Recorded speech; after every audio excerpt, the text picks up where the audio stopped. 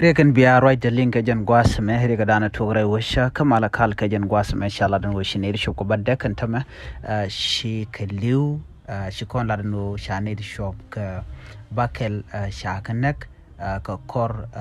ninten paiwo antama shala dan wishin na tika badde kin shop kanetin wan ti shamoy ka bot rewe kamala kal ka penal state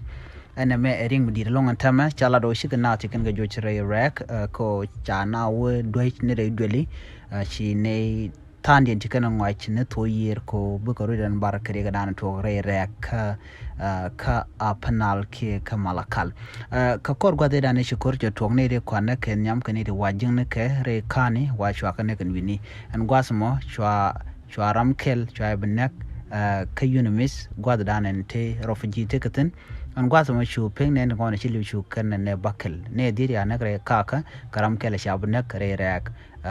ke gwada dan en refugee tekaten anta mashallah do shane ro koken shaga nyoko nak rewish kamalakal shimalkal shatika kormutin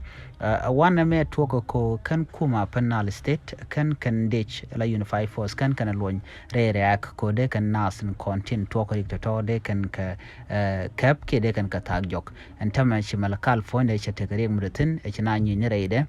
lo chinaren baraida ka dob dana chalat keje chalado ngode kuma jatin jagnas ko de kan benta gwakel ke de ka lojok na me erik metokan tama rewi kamal kal ko kiko dana cheto ka chipeng ne tin chilu chene badak chaka chop gorjen ode yen yare wechen wini kamal kal ke ka penal state ko de yen ta dana chenkana en gwasmi de yen ngai ke de yen ta dana tikna ga de yen ngai ke jen gwasme ke ka dana cheto jenda ne linga jen gwasme nyoga je ne ko ken mi jiram jidit kan wero 9 tv gorono jin bi subscribe ke bi nyoga nasin ko ken bi atakamal bye bye ban je ko